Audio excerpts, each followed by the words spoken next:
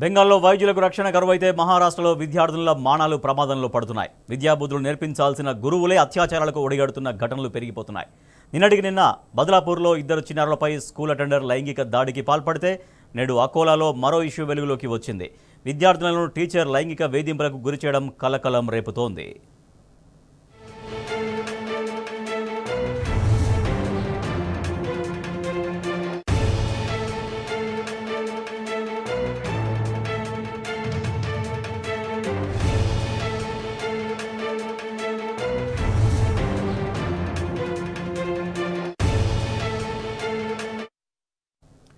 బదలాపూర్ నిందితుడు అక్షయ్ సింగ్ను అరెస్ట్ చేసి విచారిస్తున్న తరుణంలో అకోలా ఘటన బయటకు వచ్చింది. జిల్లా పరిషత్ పాఠశాలకు చెందిన ఉపాధ్యాయుడు బాలికలకు అసభ్యకర వీడియోలు చూపిస్తూ వారిపై వేధింపులకు పాల్పడ్డాడు. బాధితుల ఫిర్యాదు మేరకు ఆ ప్రబుద్ధుడు ప్రమోద్ మనోహర్ను అదుపులోకి తీసుకున్నామన్నారు అకోలా పోలీసులు.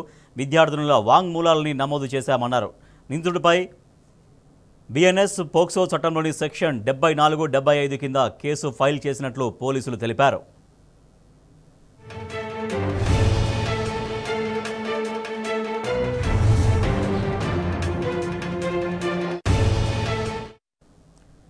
ఇటు బదలాపూర్లోని కిండర్ గార్డెన్లో చదువుతున్న ఇద్దరు 4 ఏళ్ల బాలికలపై లైంగిక దాడికి పాల్పడ్డ అటెండర్ ప్రస్తుతం పోలీసు కస్టడీలో ఉన్నాడు. కాగా వరుస ఘటనలను మహారాష్ట్ర ప్రభుత్వం సైతం సీరియస్గా తీసుకుంది.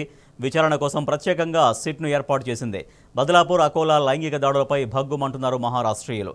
పెద్ద ఎత్తున జనం వీధుల్లోకి వచ్చి నిరసనలు తెలుపుతున్నారు.